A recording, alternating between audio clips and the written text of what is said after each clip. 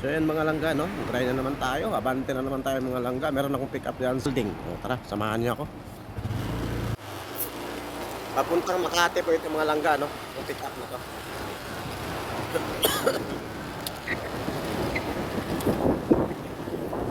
Gandahan lang tayo mga langga kasi matik yan. Pagka condo unit, o madalas talaga yan, pag nasa condo, nasa mataas sila, nasa tuk-tuk na ko. Nasakay pa ng elevator yan. So, mag-aantay kayo ng medyo mga ilang minuto naman pagka mabilisan kang makarating doon sa pick-up location. Tulad dito. Taas kasi yan mga langkay. Sa Brixton na building tayo pick up. Yan, sa 45 minutes. Katabi kasi itong Brixton pati Fairlane. Unang building, Fairlane Residence. Sunod, itong Brixton. Pasok tayo sa Brixton. So, hanggang dito ng ating video mga langga. Si Paul sa driver, sa driver. Sa buwartya. Saan pala dito? Wala pa.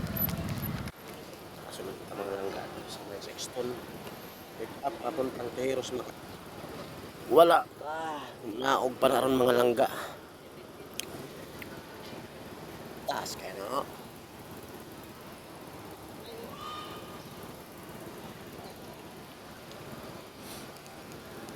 Tabot sa tagpila ka minuto. Sabi chigib siya ka mga langga. Nilutan ko na magpuyo mga langga, no? Kaya dito ko sa tumoy kay mga langga ba, no? Silba ko, tapos titan din sa po. Okay na ikwarta. Ano lang.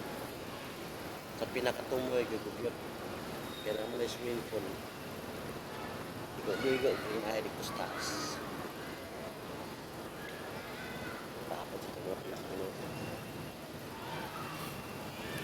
Kinabuhi na ito mga langga. Pati init. Init niya. Kisip all pa ka. Lugo sa ginawa. Ay. Kinoo ko.